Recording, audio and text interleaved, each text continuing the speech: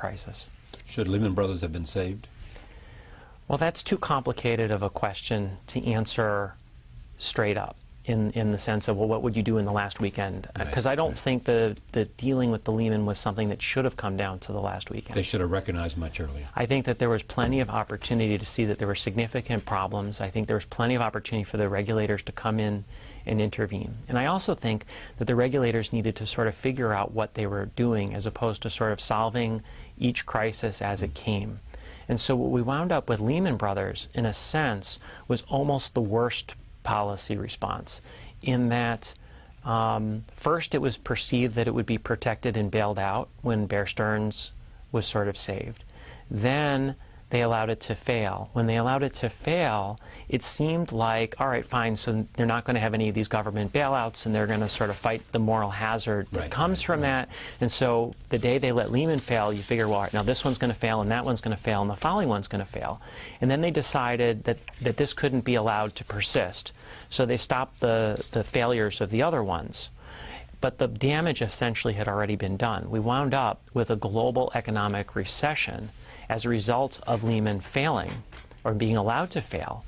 And we reinforced the moral hazard by bailing out all the subsequent dominoes that would have fallen had Lehman been toppled. So you didn't get the benefit of effectively whatever you're trying to accomplish by allowing Lehman to fail. We didn't get that benefit. Back to short selling for a second, since you mentioned 2008.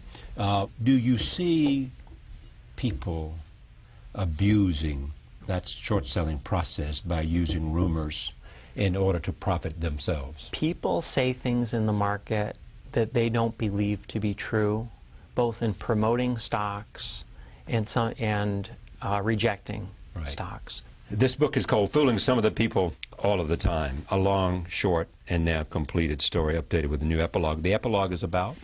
The epilogue is the completion of the story. What's interesting in terms of the first edition was I came out with this in May of 2008. And at that point, Allied stock was still $20, and this was still an open question as to what was going on. So it was the story, but it was an incomplete story. And subsequent to that, we got a conclusion to both the Allied investment, to the government investigation. The government essentially went in and looked at all the stuff afterwards and concluded that the government had done a very bad job, the SEC in particular, and in terms of how they handled the situation. And the book also talks about Lehman Brothers in terms of the epilogue and how that essentially was a repeat of the Allied story, at least from my perspective, just on a much larger scale, but over a much shorter period of time. Should Lehman Brothers, if it had recognized its problems early enough, been able to put together a merger that would have saved it? Well, Lehman would have, yes. The answer to that is yes. There's a joke that I tell in the epilogue. It's about a guy who is caught in a flood, and he gets on the roof of his house. And somebody comes by in a boat and says, "Come in, I will bring you to safety." And the man says, "No, the Lord will save me."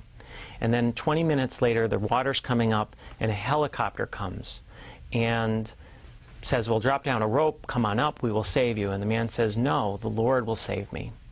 And then he drowns, and he goes to heaven, and he sees God, and God says, "I'm very surprised to see you here." And the man says, "Well, I thought that you were going to save me."